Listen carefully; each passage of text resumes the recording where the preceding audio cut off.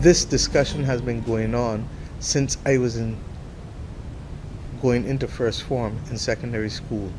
That is when the Cox Commission came out in 1978.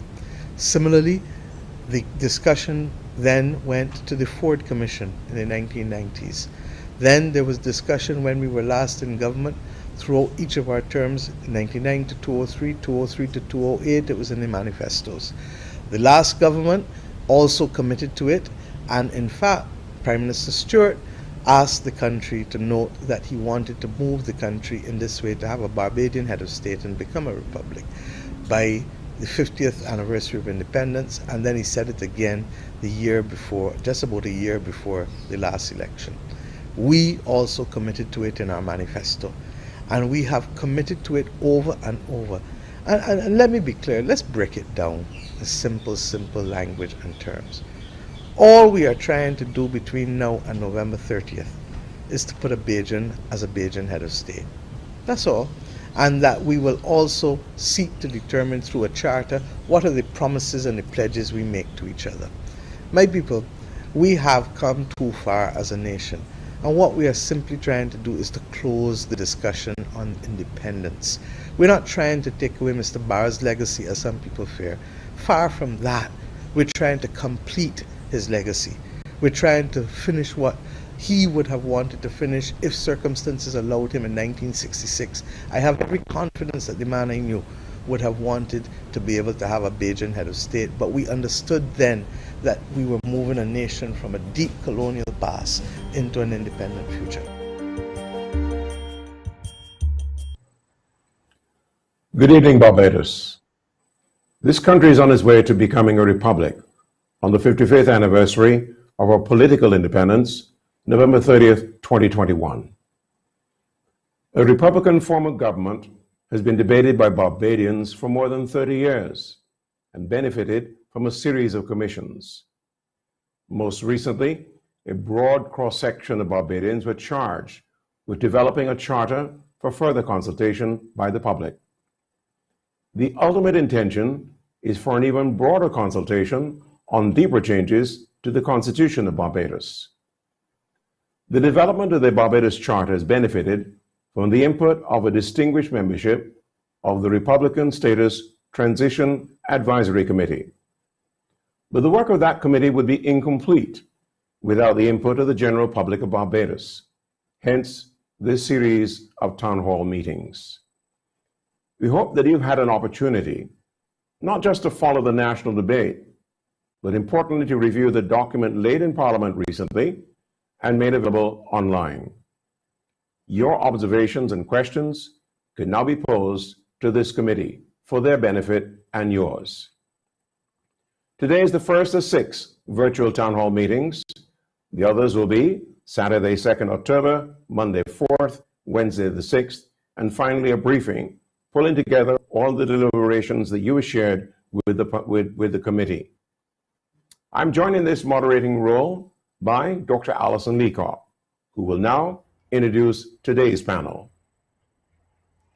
Thank you very much, Julian, and good afternoon, Barbados, and to Barbadians wherever you are. This is indeed your public view when you will have the chance to make your input to this proposed Charter for Barbados. What are your thoughts on a new Charter of Barbados? How do you want to redefine the Barbadian social contract? What are your obligations and what are our obligations to each other? What do you want to see highlighted in a new Charter of Barbados? What is, as Ralph Benzal says, is the idea of the Barbados we want? And in order for us to transform Barbados, we obviously need to begin with ourselves. I think it begins with me. And we need to have a very clear understanding of who we are and how we create the lives that we want, as well as the Barbados that we want to live in and the Barbados we want to leave for generations to come. And so now is the time for you to address these issues directly, all of the issues about our national identity, our self-confidence, our respect for each other and those in our community, and our responsibilities, as well as the state's responsibility to us and our responsibility to the state as citizens. but ultimately of fundamental rights and freedoms. So, the Republican Status Transition Advisory Committee was tasked with this exercise, and we want to really thank the members of that committee for their service. We appreciate their time and talents and all that they've given to this process. And four of them are to join us this afternoon, not only to give us some overview of what they've done in the context of this exercise, most importantly, to provide context to the discussions, to answer any of the questions that you have, and indeed to provide any clarifications that we may all need. And our first panelist I'd like to introduce is Sharida Granham. She is the chair of the RSTAC subcommittee. We're going to use the acronym. And that committee is on fundamental principles, rights, and freedoms. Sharida not only is a proud Barbadian young woman with a global outlook, but she is very interested in making her contribution to people-centered public policy. In addition to that, she's worked very much in policy and program development aimed at building and strengthening Barbados's relationships between the continent of Africa and the wider African diaspora. Sharida is actually the first Barbadian to earn the designation of United Nations Fellow for the International Decade for People of African Descent in 2016. And then in 2018, she was featured on the Politics and Governance list for most influential people of African descent, the Global 100 under 40, as well as Apolitical's list of 100 future leaders, the world's most influential young people in government. So, Sharida, it is lovely to have you with us this evening. And I'd like you, first of all, to kick off by telling us what has been this experience like for you so far? Well, in a word, I would say humbling. This is such a tremendous responsibility, and one that I certainly take very seriously on behalf of not only myself, but certainly the people of Barbados and the people of Barbados and all their diversity. I think that is something that has rang very clear and has remained top of mind for me throughout the entire process, that Barbadians are represented in so many ways, in so many facets, and that we don't do justice to our potential as a nation state if we seek to limit what Barbadians and Barbados represent. So I think that has been my biggest takeaway from the process, and I certainly hope that my contribution to the process is something that is substantial and constructive as we go forward on this process. Thank you so much, Sharida, as chair. And you are joined by another Barbadian who has given yeoman service, Senator Reverend Dr. John Rogers, who is also a member of the RSTAC and a member of the Subcommittee on Fundamental Principles, Rights and Freedoms, and the co-chair of these charter consultations. This is a Caribbean man. It seems to be a fairly common thread among the name Rogers, similar to my co-host. Senator Rogers, as we know him as an independent senator, but he was actually born in St. Martin in the Dutch West Indies, attended primary school in St. Kitts, and moved here to Barbados with his family and attended the Lodge School then. He holds 2 honors degrees, one BSc in Natural Sciences and a BA in Theology, and an MPhil in the Old Testament, all from UWI.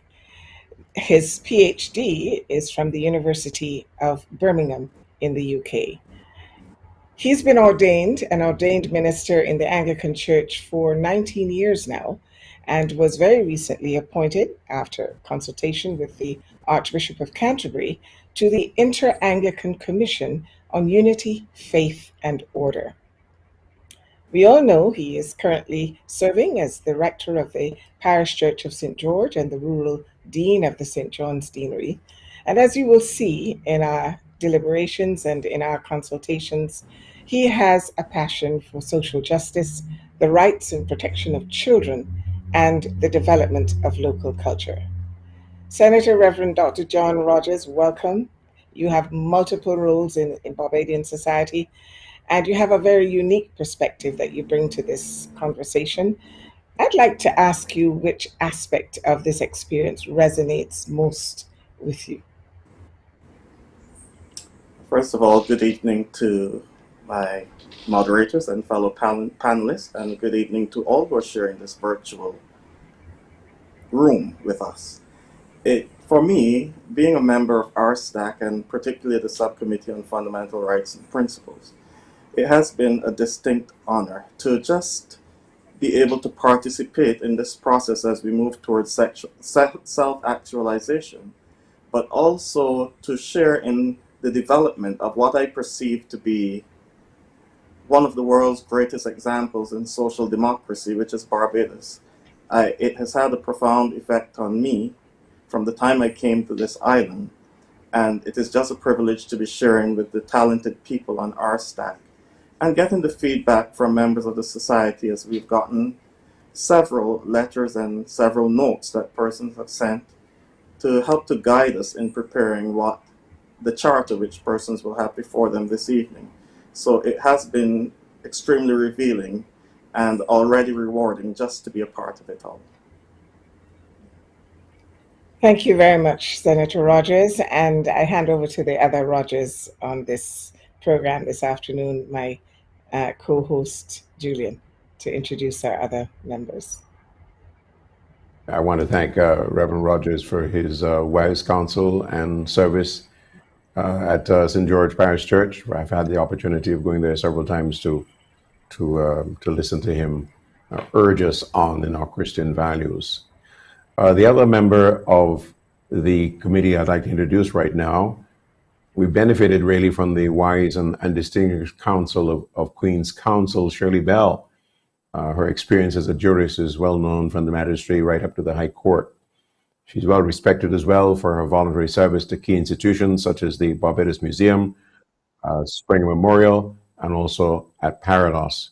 So let us welcome now Queen's Counsel Shirley Bell and ask her about the real challenges of a legal luminary in the midst of all these deliberations. Yes, well, good evening, everyone. Thank you, Julian. And good evening, particularly to those who are watching. What I would say in relation to my role in this whole exercise has been very interesting, because I've had to move from listening and being part of various subcommittees in relation to RSTAC.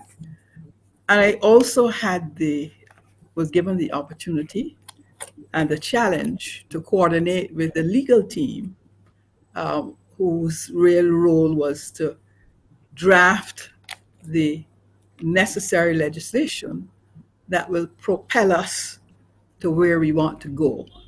And that is that legislation. In fact, part of it has been laid in Parliament this week. So it's just been a very, very interesting exercise in relation to dialoguing and communicating and discussing with members of the team, both RSTAC and also the legal team. Thank you for your service, as they say. We'll have an opportunity to hear a lot more from Shirley Bell and members of the panel. And in fact, we also expect to have a contribution from another member of the committee, and I'll introduce her when she is available to us. That, of course, is Ms. Cynthia Barrow-Giles. But most importantly, we urge you to participate in this process today. This forum is your forum. That's why we call it the public view. And the participation is very easy. Use the phone and call this number, 228-5562. That's 228-5562, or alternately 5563. Now, if you've got a phone and you use your WhatsApp a lot, well, you know exactly how to do it. 228-5562 is the WhatsApp. And that's where you can drop your questions and, of course, your comments as well. Now, you go to our Facebook page, and it's at CBC Barbados. All right? At CBC Barbados is where you'll find us on Facebook. or GIS Barbados. That's all available to you. So you got the channels. We're here waiting. Let me assure you that this is not a forum for the panelists to speak only. They've had a lot of opportunities to speak among themselves, etc. But they're very, very anxious to hear from you. So remember, this is the public view. It's on CBC.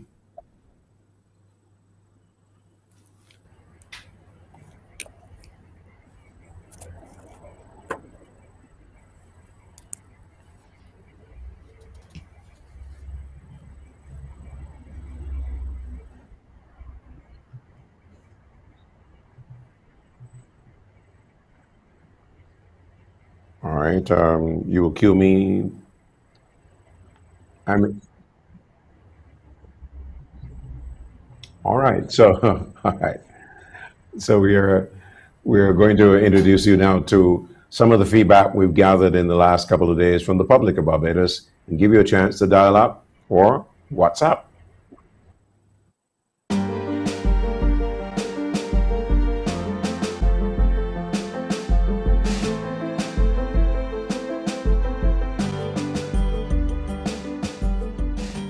What are we doing? One, we're trying to make a Bajan the Barbadian head of state. Now, there are some who say we should consult on that. But I would tell you that there are only 200 countries in the world. So how long will the conversation take? Do we want a Brazilian? Do we want an Irish person? Do we want a British person? Do we want an Iranian? Or do we want a Bajan? We all know the answer. It is self-evident.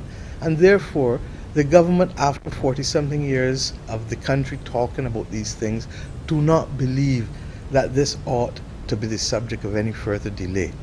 Secondly, with respect to the Charter, look, we feel that if we're going to have a new constitution eventually that is going to reflect who we are in the third decade of the 21st century rather than who we are in the middle of the 20th century, that should be first and foremost guided by the kind of person that we want to be and the kind of people. Not legal language, not justiciable language, but a charter, a set of pledges and promises as Bajans to each other. No more than 2 or 3 pages. And that I've asked the Republic Transition Advisory Committee to start to consult with people on, and those consultations will be led by Senator Reverend Rogers as well as Sharita Granham, both of whom are in that key subcommittee. And they will come to the country to have that discussion as to what are the kinds of promises and pledges we want to make to each other that are not justiciable but are more aspirational. That we hope to be finished before November 30th and then to be reflected through resolutions in both houses of Parliament. And it is the intention that, subject to the people and Parliament agreeing to it, that on the 30th of November, Independence Day, and notice I didn't say Republic Day, Independence Day, that there will then be the opportunity for the President of the country to be able to recite that charter as the embodiment of the aspirations of Barbadian people.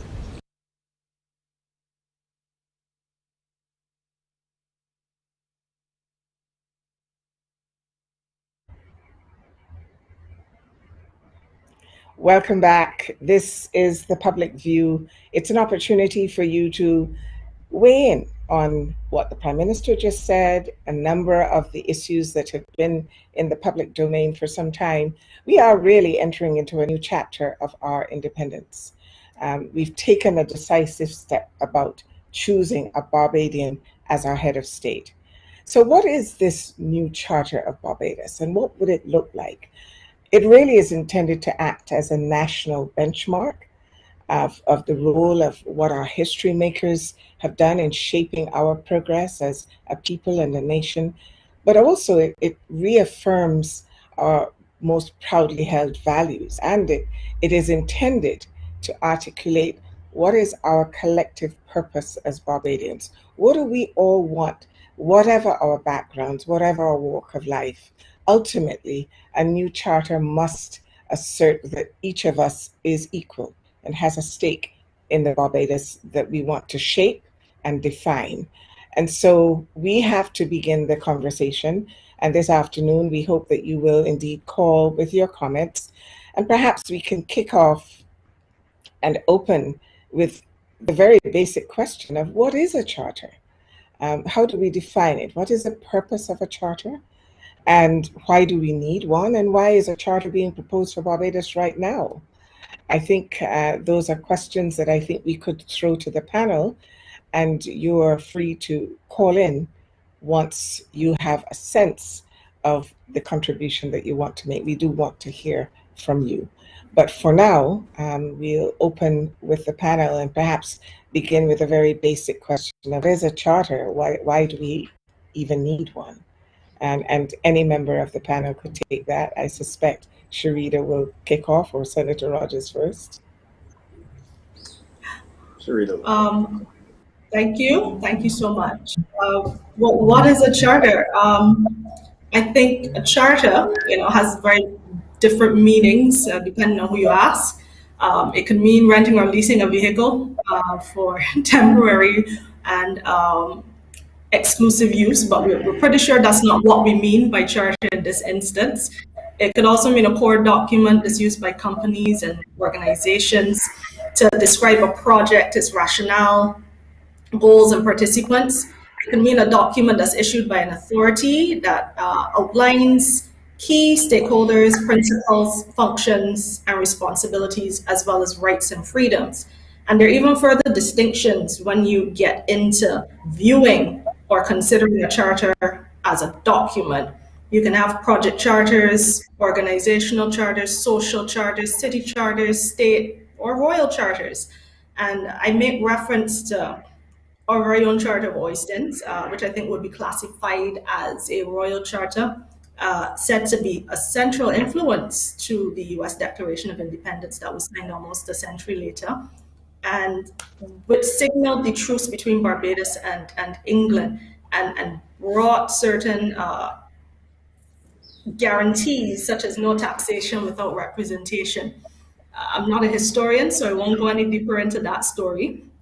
But really, a charter is a very powerful and symbolic tool. It's an instrument. And what is being proposed is a citizen's charter. Now, typically, a citizen's charter is really for the purpose of protecting citizens and residents from breaches of their fundamental rights and freedoms by the state. But what is proposed takes it a step further, and it is really true to the recommendations coming out of the 98 Ford Commission recommendations. We've sought to integrate and expand it by including that very critical element of fundamental principles, which houses the duties of citizen to state and state to citizen. And it's a known fact, I think it's very widely accepted, that you really can't complete a conversation or discussion around rights and freedoms and privileges without bringing duties and responsibilities into the equation. So that is what we've sought to do within the context of the Citizens Charter. So I will pause there and invite comments from my co-chair, Senator Rogers, who I'm sure has views as well on this. And well, that would be useful, because we have a question right after that that's come in from WhatsApp. So Senator Rogers, proceed, and then we'll ask the question. It's a Facebook question as to whether the charter will replace the Constitution.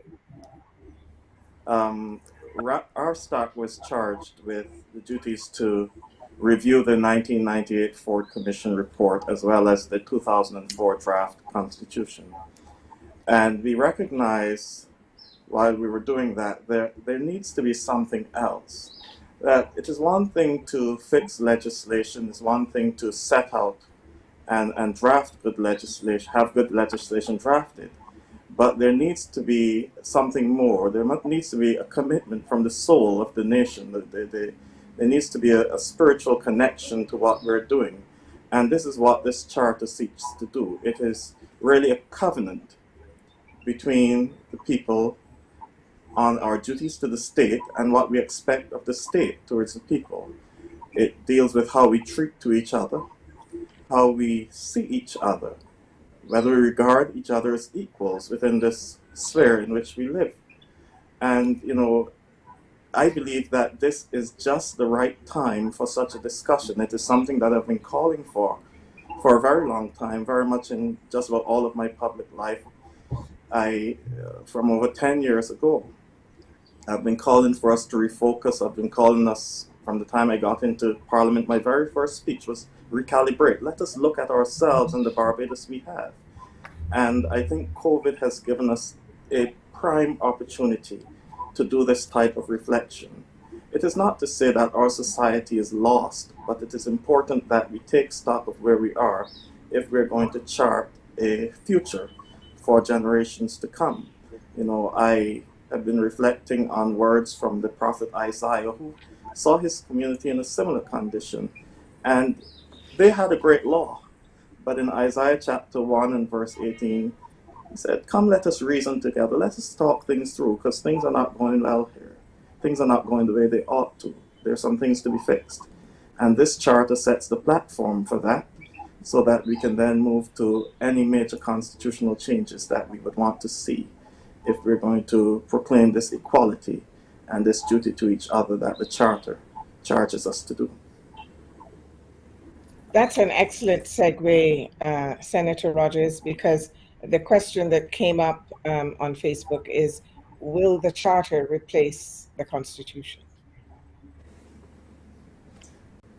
And I don't know if Ms. No. Bell wants to take that one, or will you proceed? No.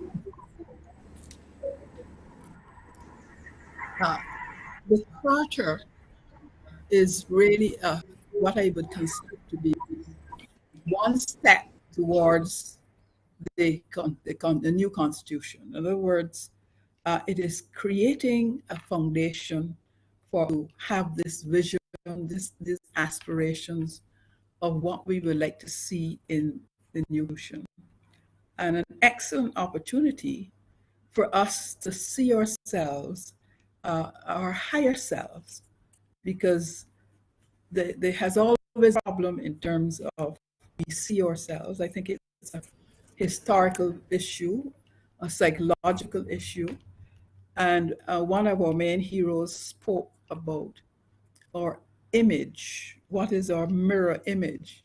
And I don't think that we ever thought deeply on that point. And I think now is an excellent time to view ourselves and to look to see how we can move forward as a society, as a nation, in a very positive light, all having similar aspirations of how we see this Barbados, this beautiful country, how we can improve on it, and everything depends on each one of us and how we are seeing what has to be done at this time. So a wonderful time for a newness to appear in Barbados. So the charter, I think, opens a number of opportunities for us to continue a discussion that began some time ago. But I see that we have been joined by our final panelist this afternoon. So Julian, I'm going to hand over to you to introduce her to all Barbadians. Happy to do so, because Cynthia Barrow-Giles is a political science lecturer at the University of the West Indies at Cave Hill, where she served as a deputy dean of the social sciences and also head of the Department of Government. And off campus, she's been a member of election monitoring commissions around the world and has also been busy writing a number of books, both author and co-authoring several publications on political structures in our region.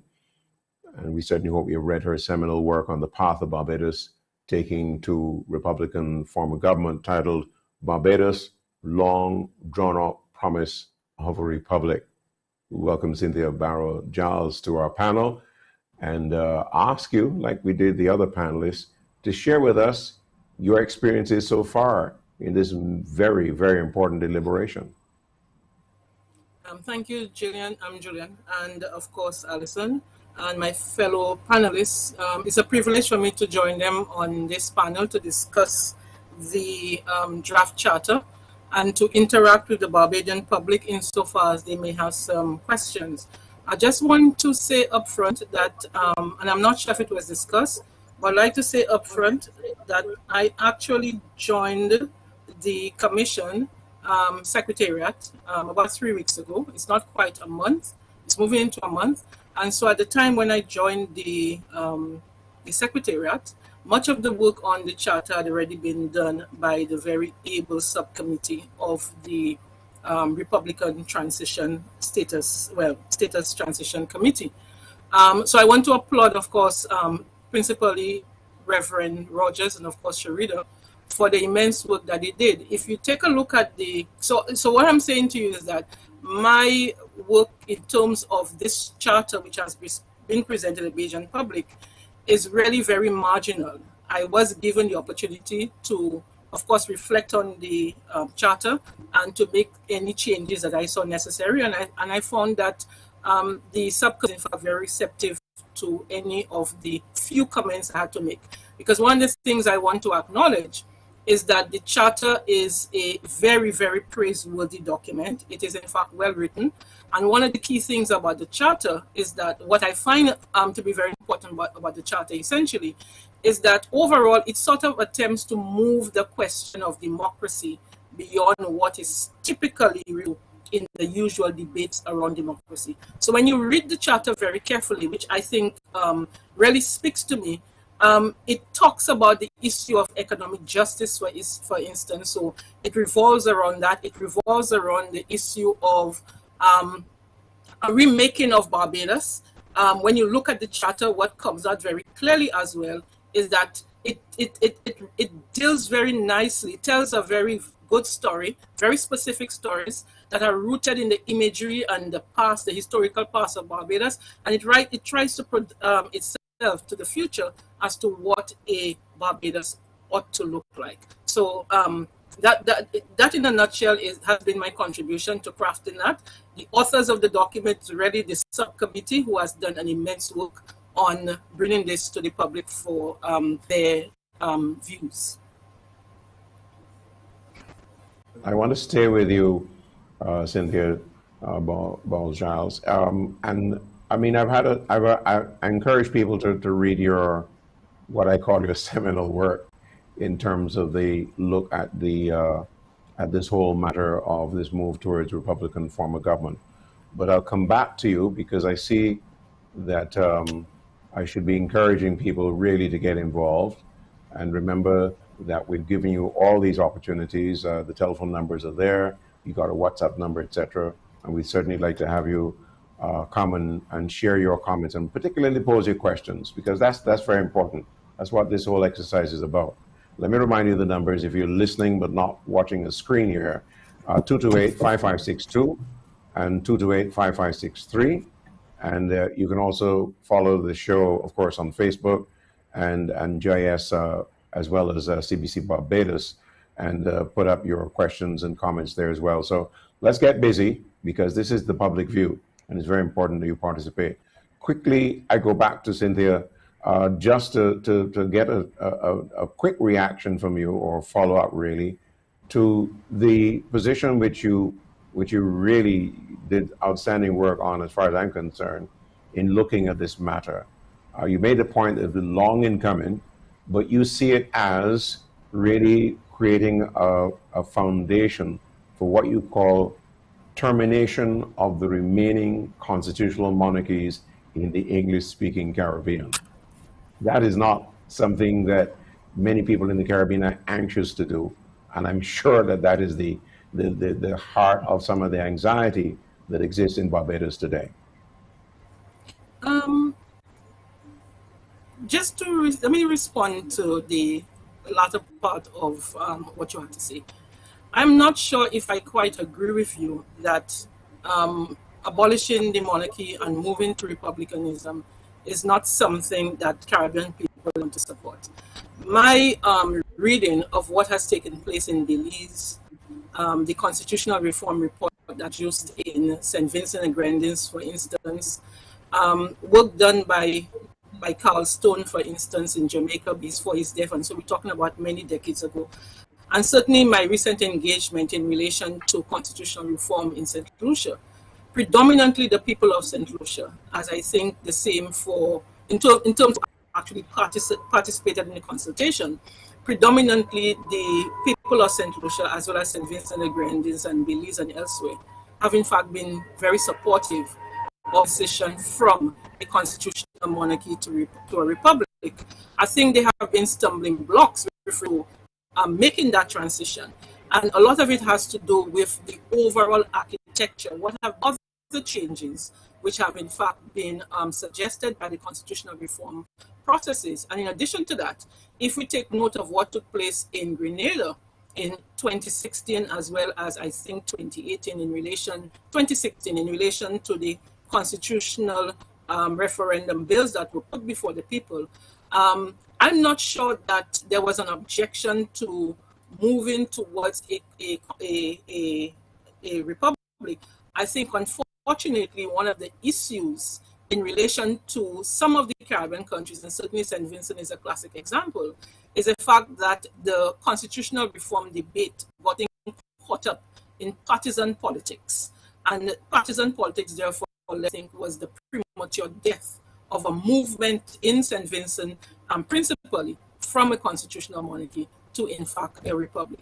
So I just want to say that, and certainly in terms of what I'm hearing in Barbados right now, I don't think that the majority of people who have spoken out on the issue of republicanism is, in fact, up to the idea of making that transition. Rather, there are some concerns that perhaps you need to involve the public a little more, and that is why in some quarters there have been a call for a referendum. And of course, there are others for their own political reasons why they have in fact not supported the movement. But I would argue that in the main, across the Caribbean, there is in fact not a movement, but there is in fact support for the removal of the Queen at the apex of our constitutional order and the establishment of some form of republic. Parliament, there are those who are calling actually for the establishment of a presidential republic. Thank you, ma'am. We've got a call on the line. Very happy to welcome you to the Public View. Welcome. Let's hear from you now. Good evening. Caller on the line. All right. Okay. So we urge you to call back again. I'm sorry that we may have kept you waiting a little longer, but let me remind you as well that not only can you phone in, but you can send a WhatsApp message as well. And the number there being 228-5262. So let's have your comments, let's have your questions, and most importantly, we're happy to take your phone calls. We promise we won't keep you waiting too much longer. Let's turn our attention then to the focus on the social contract. And I'd like to say that Sharita is really competent to focus on this. She did give a preview in our introduction, but certainly let's talk about the social contract. What does that really mean, Sharita?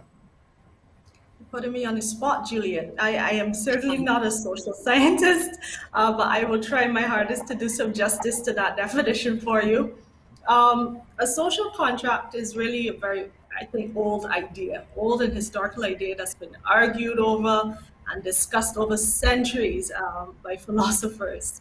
And a simplistic definition I can give to it is that you live in a society, therefore you agree to follow the rules of the society. That's it in its most basic sense. The word contract carries certain expectations and connotations, and certainly protection is one of the first things that usually comes to mind when you hear the word contract. So I admitted to not be a social scientist, and neither am I a philosopher, but one really can't speak to social contract without referencing John Locke, one of the more popular and prolific philosophers of the late 17th and early 18th century. And Locke, to my recollection, would have argued that while humans are inherently good, we still need governments and social contracts in order to protect certain inalienable rights. So basically, you sacrifice a bit of the liberties for the greater gain of guaranteed rights and freedoms protected by the state. And it speaks Sharita, to that. Sharita, I want to hold you right there because I don't want to miss this call. There's a caller on the line. I know you'll take it. Let's welcome this caller. Good evening. Welcome to the Public View. Hello, good evening. Thank you so much for having me, and good evening to your audience. I call in relation to the Charter as we are discussing, and one of the major aspects that falls under the Charter is under Article 3, which speaks towards concepts of democracy and participation. For instance, it says every Barbadian has the right to participate in the economic, political, and social life of Barbados.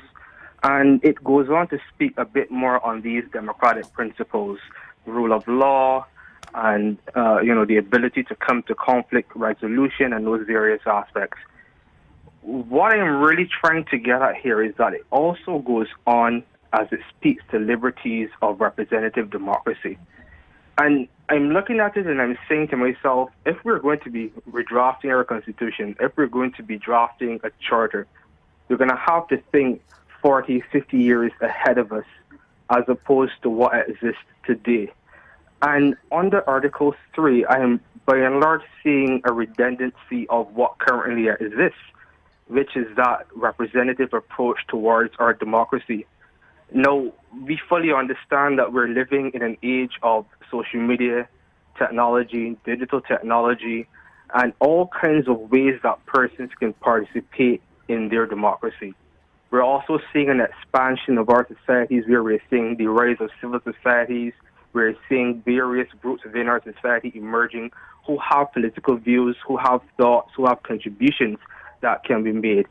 We've seen now 40, almost 50 years of free education where individuals have skills, experience, knowledges that they can contribute to their society. But yet somehow the Charter is not speaking towards embracing and really bringing to bear much of these things in not a representative democracy per se, but a more participatory democracy, a democracy that looks to the future and sees where we could possibly be as it relates to tapping into the knowledge, the experience, and the strength of our society, and really bringing that knowledge, strength, and experience in our governance systems. And then the question has to become, what then do our governance systems look like going forward beyond this repetitive and redundant, rather representative democracy that I'm seeing here in the Charter? So my real question is, why have we not made mention of a futuristic and what will become a practical approach towards democracy for the future? Thank you. Thank you very Before you much. go off the line, thank you. Sorry. Go ahead, Julia. Go ahead, Alison. You were saying before you I went off the line. Yes, I didn't want him to go off the line because I also wanted to ask him what would that look like for him? What are some of the things specifically that he sees as missing for us to strengthen those governance systems? Okay, but he's gone, so hopefully we can answer the question and have some more discussion in that regard. We'll have the panel react to this. Shirley Bell, I know a couple of days ago you helped us walk through this document. Might you respond to the questions that he's raised? The main question he seems to be raising has to do with the future. And I think that we are here as panelists to hear a lot about what do people want to see in the future. I agree that it is not a perfect document. In fact, it's just meant to be a framework to allow persons to think about and to give their reaction to it. And therefore, I welcome the question, but I was in here. I'm sorry that he didn't go forward to say that this is what he would like to see. I thought the framework here was enough for him to see what our thoughts on it, but not feeling that this is limited, that our work is limited in any way to what is here. So I welcome the question. Sorry. And I think, Shirley, you may want to reinforce the value that this is not a final document, and the whole purpose of this public consultation is to have inputs from people like himself, so make the critical adjustments that are expected. Precisely. So that is really why we are here this afternoon, to have members of the audience, to have the public to say, we want to add this or we want to subtract that. This is not meant to be a fait accompli at all. It is just a framework for us to encourage you to think about it and to your perspective on it, and we welcome any changes that you would want to make in this regard. Reverend Rogers, you heard his concern and almost a suggestion, really, in terms of this being a forward-looking document. What do you think? Well, I wish to reiterate what Shirley said, because this is precisely why we're here. The charter is meant to be a skeletal document which the citizens of this country will then flesh out and put the pertinent parts onto it that we can then use to make the constitutional changes of what we want to see as Barbados. So I do welcome the suggestion of the caller and hope that they would at least send that into our stack so that we can get a look at what his ideas would be of the type of democracy, the type of governance that we would like to see. So I encourage that from him and all others who may have similar views of that nature. Thank you, sir. And I want to go back. Yes, go ahead. I was Right, only Alan. going to ask the other members of the panel from their discussions whether or not there were areas of the future that they felt could not be captured in this framework, but that they had in mind going forward, that they would like to see themselves based on some of the structures that we want to deconstruct in a new Barbados for the future. Sharita, your microphone. Yes, thank you. Or Cynthia, I think Cynthia wants to make a contribution here, perhaps. Yes, I did. Sharida, if you'd like to go first, that's fine with me. Just go ahead. Thanks so much. I'll be brief. What else in terms of futuristic outlook? Certainly, I think a large part of this process is going to have to be about confronting some very long-held prejudices and having some very uncomfortable truths about, why it is that we have arrived at these prejudices that, in my opinion, certainly as a human rights advocate, have held us back from seeing the true potential of a united Barbados. But I want to jump back to the caller's point, and if he is still listening and still with us, I want to point him to Article 2 that deals with that duty of care for each other.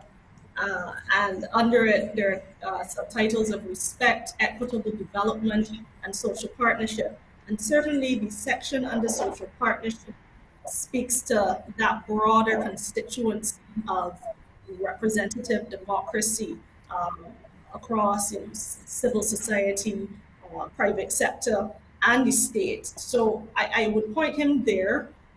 If it is that there needs to be a readjustment, and as my colleague, our staff members, and our supporter, our consultant Cynthia has alluded to, this is not a fait accompli. This is your document. This is of you, for you, and ultimately by you. So I encourage you to submit your comments to us in writing. Cynthia, I know you wanted to make a contribution. I understand we have a caller on the line. So stick a pin, don't forget, we'll come back to you. Good afternoon and welcome to the Public View. Hello, am I on? Yes, Hello? you are. Welcome. Yes, you are on, and we're happy to have you on. You may want to turn your television or radio down a bit. Okay, that's no problem. Yes. Okay, go right ahead. There are two things I would like to see happen before we enter the whole Republicanism. And those two things are simple things which have been lying around for a very long time.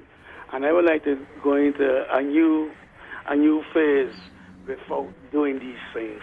And there are one, integrity legislation. I would like to see that there figured out before we go. And a citizens advice bureau, which I think could be helpful to most people. not too certain about a lot of things. Instead of paying big legal fees for half things, and a citizens advice bureau can be very helpful to most people. That's all I have got to contribute. I thank you. Hello? Before you disappear, though, I'd like to expand a little bit more on the role you see for the Citizens Advice Bureau. What particular aspects of our day-to-day activities that you see this bureau being able to tackle that? No, I think about integrity legislation is the most important thing. This includes, you know what that includes. I believe before we go into the Republic, that is something that should be straightened out. And an advice for citizens who if you have to go through the legal system, it's very expensive. And you can set up a Citizens Advice Bureau where you don't have to go and pay, I should say, a pocket full of money for simple little advice.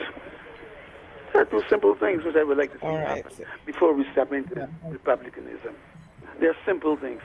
I came out here nearly 50 years ago and we were talking about integrity legislation, and it hasn't appeared up to now. And I believe it's about time. It should be done, and make things easier for people who have just simple little things to figure out, instead of going into lawyers and paying a bucket of money. You know what I mean? If we have enough lawyers in the society that can assist in that direction. That's all I've got to contribute. I would like to see that happen before we take the step to a republic. All right, sir. Thank you very much for your two concise and pertinent contributions. I'm going to throw to Cynthia's, and then, of course, the members of the panel can respond to the 2 points raised by the caller. Okay, thank you. Yeah, hello? Thank you, Alison. But I want to respond almost immediately to this caller. Raise the important issue of the integrity in public life bill. I think every Barbadian ought to know that, in fact, the government has committed itself to passing legislation in Parliament. And, in fact, they did attempt to pass such legislation, but we know that it was defeated for one reason or the other. We are quite aware that in probably sooner or later, I mean, during this parliamentary term, I presume, if, of course, it is permitted, government intention is to introduce the integrity in public life bill. They have, in fact, indicated that they are making some adjustments to the bill on the basis of some of the criticism that came out from the Senate in particular. But I understand and I support the caller's, caller's plea for the legislation to be enacted. Now, with respect to the previous call, I think the document that we have before us is pretty broad in terms of its interpretation and understanding of what democracy is all about. I think sometimes some people are, and I'm not criticizing the caller in that respect, and I think I know who the caller is as well, but it's just a document which captures the broad outlines, I think, of what it is that Barbados, what it is that the framers of this particular document would like to see Barbados, represent in the future. And to that extent, when you look at the charter, what you see is the expression of universal objectives such as the advancement of justice and human rights and economic goals. In addition, if you peruse the document, and I think it's about 7 pages, if you peruse the document, what you'll also see is that there is, in fact, direct reference to greater participation by people. Now, one of the things we must also appreciate in relation to this particular document is that the approach adopted by the Barbados government is not one which is only on this charter, but also one which sees a space and a very important role for other committees which have been established by this administration. So that, for instance, there's a parliamentary committee which will deal with governance issues in terms of parliament. And I'm aware that for the last couple of years, we've also had a local government committee in place, which has been charged with the mandate of overseeing what is possible and how we can encourage greater local participation. I think to that extent, perhaps the first caller would find that pleasing. But I understand his concerns about the extent to which perhaps in his view, the document may be silent on issues of social media where young people seem to have gathered. And what we need to do also is to connect that with the issue of trust, because certainly when you look at all of the conversation taking place on social media, there seems to be very strong political cynicism. And I think posed by the caller is rooted in that political cynicism, which is something which is manifest all across the Caribbean. Well, we got public participation, and coming up right now, we go straight to a phone call, and we'll also take a Zoom call after this. So, phone caller, can you come and join us and give us your public view? Good evening, everyone. Hi, good. I have a suggestion. Now, we cannot move forward with a charter and the way Barbados must go in the future if we do not have a freedom of information bill or a freedom of information legislation, because the media is a very important cog in the wheel of democracy and the process of democracy. You cannot have a charter without a freedom of information legislation, because the media, so to speak, is the voice of the people, because the 250,000 people in Barbados cannot come on any particular program at one time and speak. So we speak for them to keep the government or the authorities or whoever feet to the fire to make them accountable to the people. So I am suggesting that we pay serious attention on not lip service to this freedom of information legislation, which forms part of the integrity legislation suite as well, going forward with this charter. Thank you very much. Thank you very much, sir. All right, let's go to the Zoom call now. Come a long way from just the phone calls on these programs.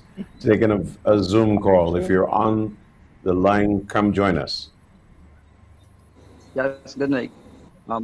This is Kimar Stewart, political candidate, and I just wanted to share my perspective on the charter and to speak to some of the principles that I saw within the draft document.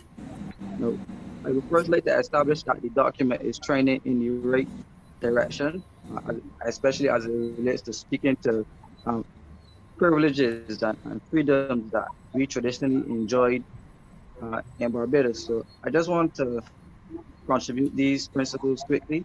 And principle one would be that economic policy and economic activity should not serve the needs of just a privileged few, but that of all inhabitants. Because as we emerge in a new economic and social order, as we emerge into the COVID pandemic, new concepts of the economic enfranchisement will be on top of the list of the average Barbadian and how social betterment and social development can benefit them coming out of the charter. So I appreciate those gestures, and I would just like to encourage more dialogue as to how Barbados and average Barbadians can participate more in new economic and social order coming out of the pandemic. I'd also like to suggest areas of public policy and improving a lot of the average citizen in society, as I believe that public policy should reflect solving problems. So problems of youth, problems focused on labor issues, problems focused on women, and I was pleased to see the social partnership mentioned within the document as well. So things like pension and focusing on the aged in society, even the disabled, and tackling challenges such as unemployment in Barbados, I think will play a vital role in any new charter that is to be developed in Barbados, if it is to capture the imagination of the public. The third principle is that we need to devise a medium through which Barbadians understand how political power is achieved, which means to define the republic in a way that Barbadians understand how political power will benefit them. In our society, we don't only have Barbadians, we have tourists as well, and tourists take and pay very close attention to what happens in Barbados. So for example, the COVID pandemic and the outbreak, tourists are watching how we handle cases XYZ. So I think we need to pay close attention and have these facets in the conversation where Barbadians are at the table and devising ideas as to how we can help the country as we traverse forward. Just quickly, my final 2 points will be that the charter needs to articulate more about Caribbean people and more about regional integration, as we see how interconnected we are and interdependent we are. And Ms. Barr just mentioned it perfectly: history, culture, economics, aspirations of our people, using education, and how we use these facets to develop the average man in encouraging that development that we need. Finally, we must now pay close attention to what goes on a global scale. As you see, the pandemic came in and disrupted our way of life and how we knew Barbados to be before, but all of that has changed now, and we need a charter speaking to Barbados' participation in large organizations such as the IMF, the World Bank, the World Trade Organization. That needs to take a foothold in the charter, and I believe that these 5 principles would bring greater interest to the table as it relates to developing a charter. Thank you. We thank you very much, and I trust that others will take, as they say, a pattern from this young man and bring to the fore their particular concerns, but most importantly, suggestions. And I want to encourage the first caller, in fact, who would ask us to look to a more future-focused document. If you can get back in and put in some of your ideas on the table, we certainly would welcome them. Let me remind you, this is The Public View. It's on CBC, and it's the first of a series of virtual town hall meetings focusing on what is known as the Barbados Charter. We're welcoming you to come and participate and meet members of the panel, put your comments on the table, and of course, pose your questions as well. And we do so via the phone, via Facebook, and of course, via WhatsApp as well. Let me now welcome another caller on the line. Welcome. Let's hear The Public View. Good evening. Good evening. My question, my topic at hand is for Article 1. I know it is time that we change, and it is time that we move to the levels as over the overseas states are moving towards more inclusive society. My question is, what it is then that the matter of human rights, we have sexual orientation. The question I want to know is what it is that we are not bringing this to the people, that it is the political elites that are making the decision on these issues. These issues should be dealt with by the people, and the government said before that they are going to bring this matter to the people. And yet we are saying that it is going to be done through Parliament, not by the people. So my question is, what has changed between then and now that the people are not being asked on these serious issues? All right. So thank you very much, sir, for your contribution. And we look forward, of course, to more contributions from members of the public. Remember, this is your forum, and we certainly would like to have you come in and, as the gentleman just posed a question to us, and also, of course, to put any suggestions on the table. The Public View, and the channel to reach us, of course, is 228-5262 or 63. Who will police the charter is the question posed here. Shirley Bell, would you like to answer that one? Well, I think that if we have not said that before, that the charter is not meant to be a document which has to be policed in that way. What the charter is saying is, this is what we, the people, each individual, that is what we want to see in our country as we move forward. So it's not a police thing at all. It's our voluntary thing. It's our aspirations. It's our vision. Just like you go into an office and you see a vision statement, and that tells you what they're about. But it isn't that you're going to hold them and take them to court on anything which you feel does not quite satisfy that vision. So this is not in that at all. That is not our aim. Our aim is to get you to let us know what is your vision and how we can collectively, with all these visions, get to a better Barbados. So I hope that satisfies you to some extent. Okay. Fine, Thank you very much. We have a caller, and I think Senator Rogers wanted to make a contribution. We'll take the call and then go to Senator Rogers. Hi, good evening. Is our again. caller? Can you hear us? Good evening. Welcome. Is this good? Excellent. Go right ahead and make your contribution or ask your question. Yes. So I'm really calling in a follow-up to my original contribution, me being the first caller, and the request to really put forward some of the thoughts that I might have had for what this future can look like. And I would say, before we even look to the future, we have to acknowledge the issues with the current systems, I would say. And when we think of democracy, when persons think of democracy, the first thing that usually comes to mind is the ability to vote. But yet somehow we have an electoral model that not only is a remnant of the past, a colonial past, but it also disenfranchises Barbadians. And if we're talking about democracy and taking our democracy forward, then we must understand that the structural tools that we use have to reflect that.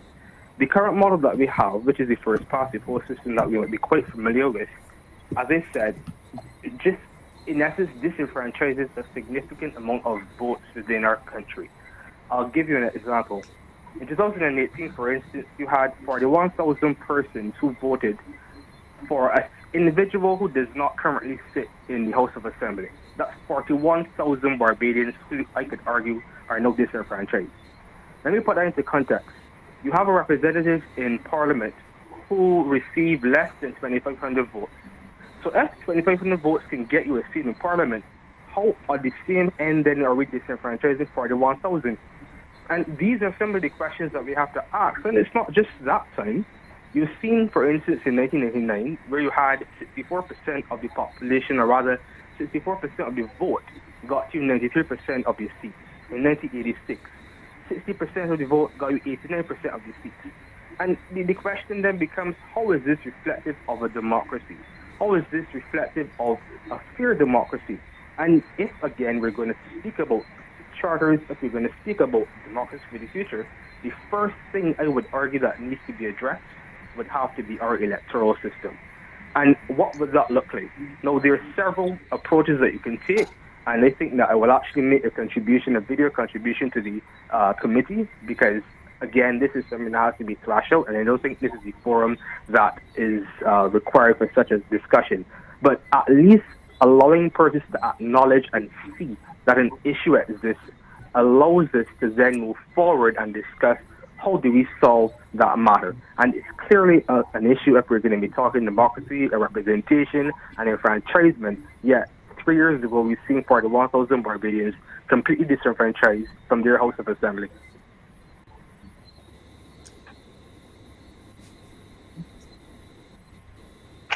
Thank you very much, sir. We're really glad that you came back and that you raised these issues.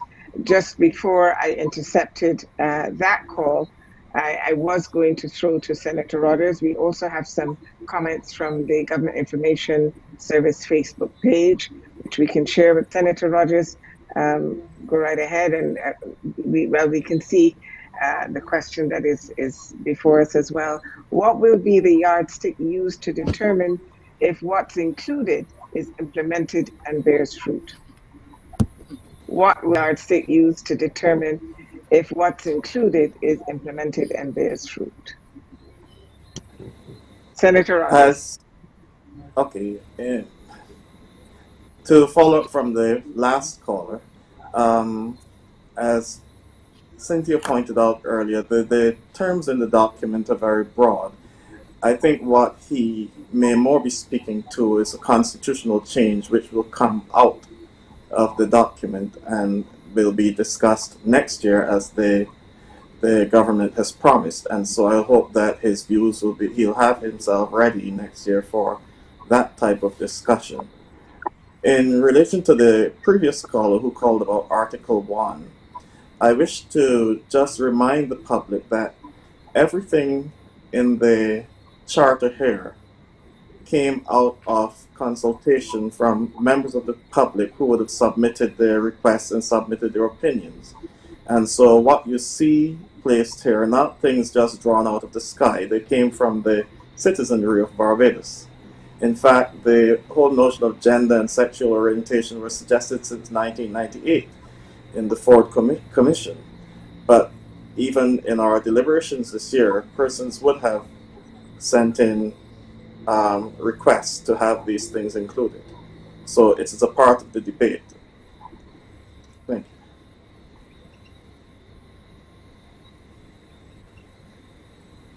Thank you, Senator. Anybody willing to tackle the art that's going to be used? Actually, Alison, I wanted to... Go ahead, Cynthia. Sorry, go ahead. No, okay. Well, actually, I wanted to respond to the young man who called in a few minutes ago, the political representative, well, it's not a political representative, but certainly a political candidate, where he took the document in relation to what he saw was some notable gaps. Actually, almost everything that Kima raised have been covered in one way or the other in the document. And I think at a fundamental level that Kima was very concerned about issues of social justice, very much concerned about, issues of equality, etc. And he spoke and made specific reference to the fact that he recognized that there are certain, in the document, they have included reference to, of course, trade union organizations and, of course, specifically the social partnership approach. I want Kima to look specifically at the section of the draft, and it is only a draft, the draft charter that speaks to the need of Barbados to, in fact, establish what is described in the document as a just society. And for me, a just society seems a society which is based on inclusion, a society which is in fact very equitable, a society which encourages greater political and democratic participation.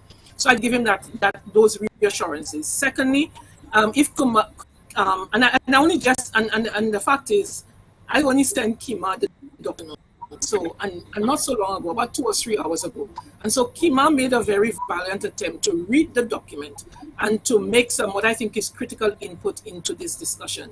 But one of the things that Kima will note, if he does a second reading of the document, is that in the document, somewhere at the bottom of the document, the drafters of this charter has deliberately included a discussion of the Carib community. And I think there was direct the fact that certainly in terms of what Barbados, the new Barbados, the reconstructed Barbados, where they want to see Barbados in the future, they would have to take into consideration issues of globalization and the way in which Barbados is in fact being impacted in many ways by globalization. So just to reassure him that all of those things are in the document, but once again, I just want to reiterate that it is virtually impossible to include everything in the document. And so what the document has done is to engage in a broad outline of the prevailing issues that were captured in the consultations that members of the subcommittee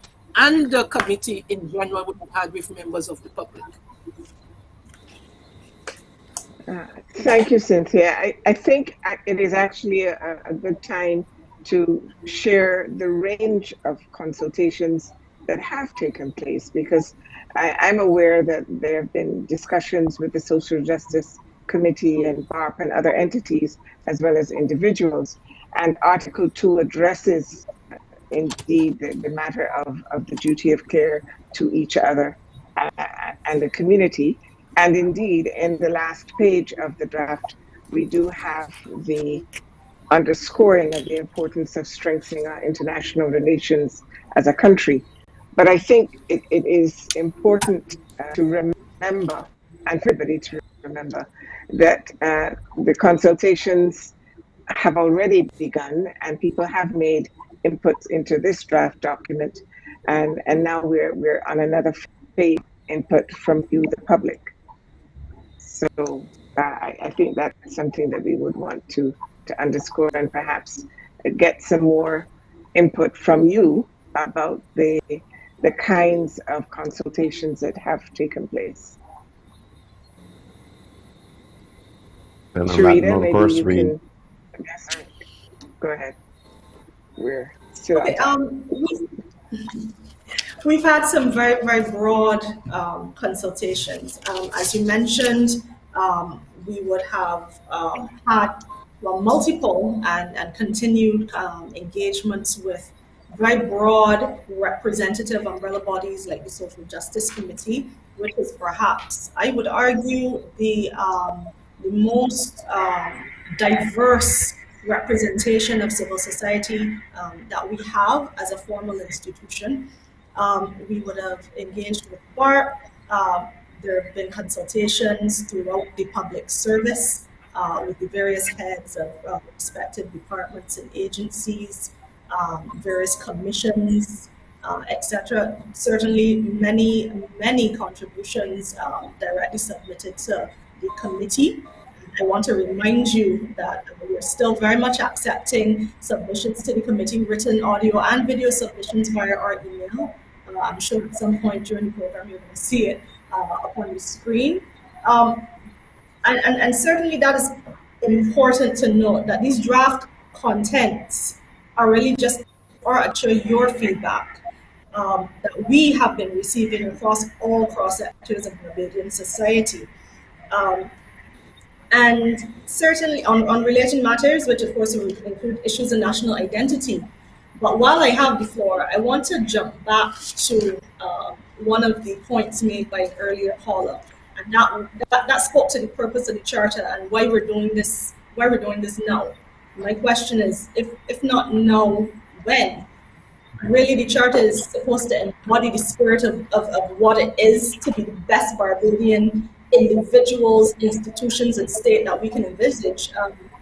So, you know, and I want to draw on a point that Senator Rogers would have made possibly in another forum, which is that at this point, we need more than legislation. We absolutely need more than legislation. And yes, constitutional reform and legislative changes are necessary, but what is the common purpose that we are approaching those discussions with? And what is the benchmark? What's the national standard that we're holding those things up against? And that is the purpose of this charter. So really, I would suggest that the charter is a necessary prerequisite to those national conversations around what we would like to see amended or reformed in our constitutions.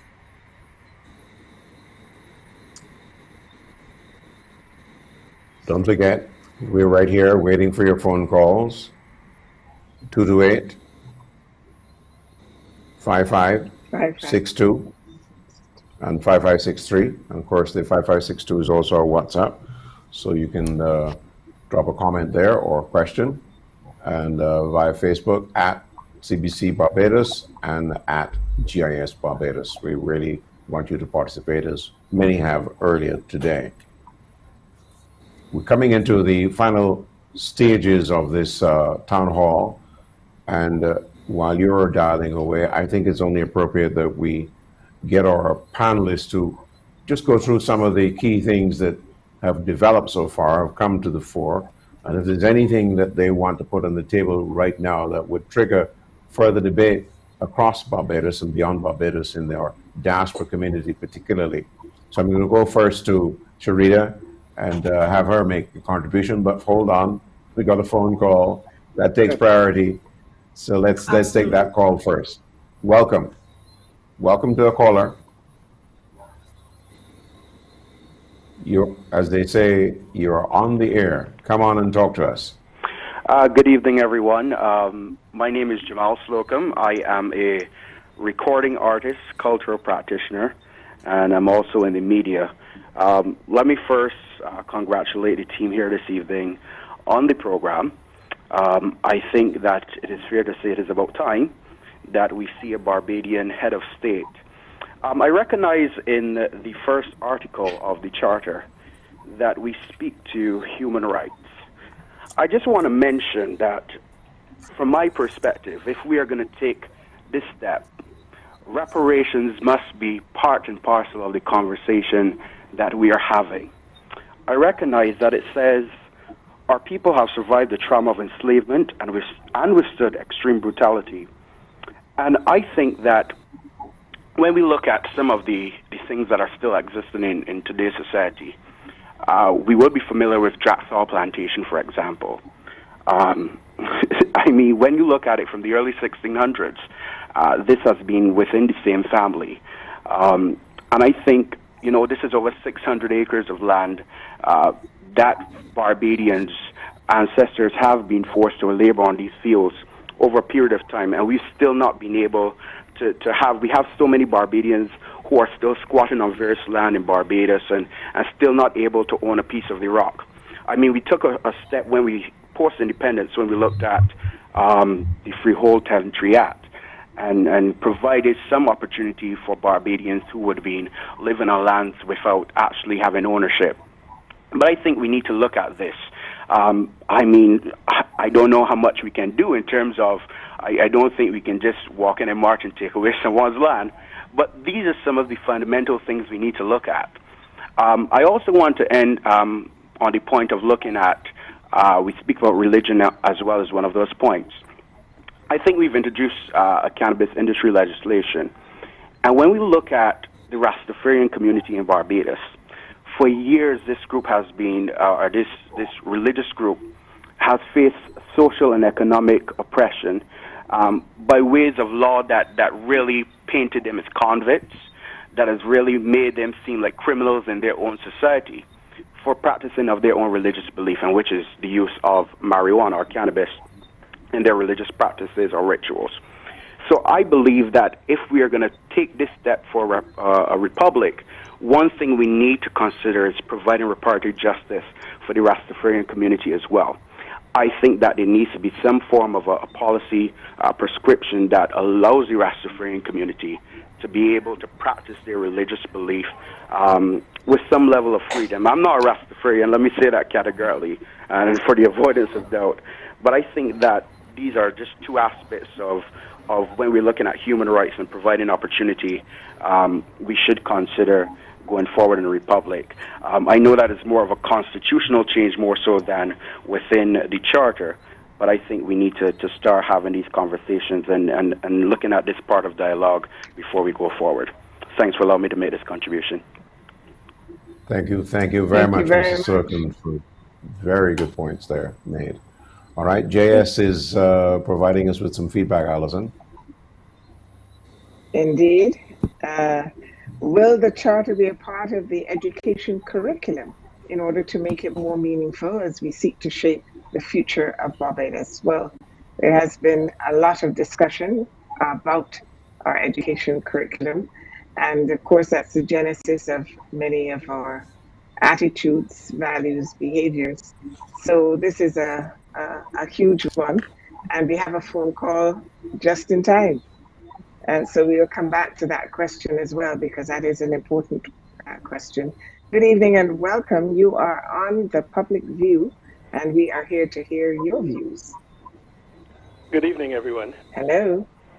Good evening. Good evening. Okay, welcome. Good evening. It's a pleasure to contribute to this important process in our movement towards democracy, first the democratization of our country.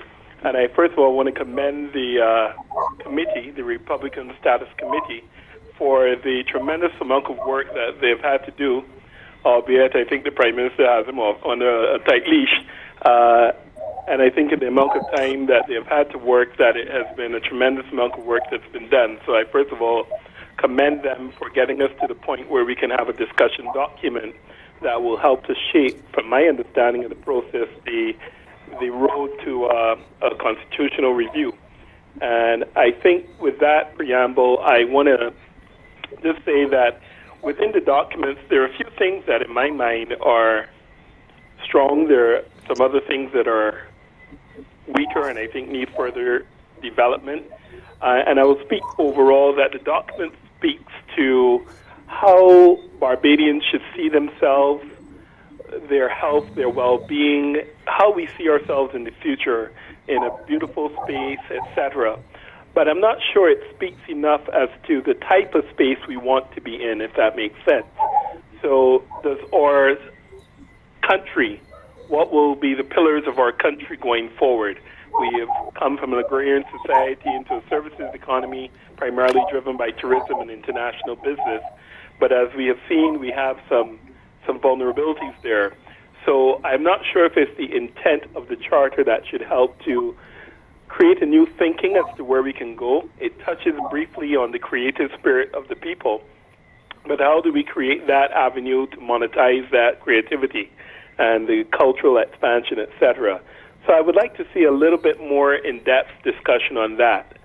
Article by article, I think that the area of Article 1, my biggest concern in Article 1 is that the role of government and the nature or the shape of our governance model, I think, is weak.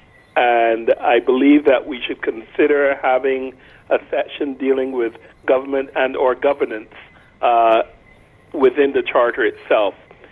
Is the Westminster model still relevant to us as we build a contemporary society?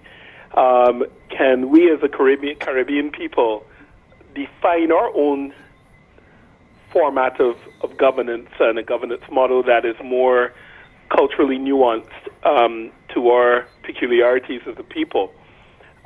These are the type of things I would like to think that we have the capacity to do, that we can create maybe a hybrid form of governance model that can better shape what we will look like and how we will attack the challenges that we will face going forward in the future. So the document is absent of discussion on our governance model and the role of government in all of this. It speaks to the fact of voting, of course, and the right to vote.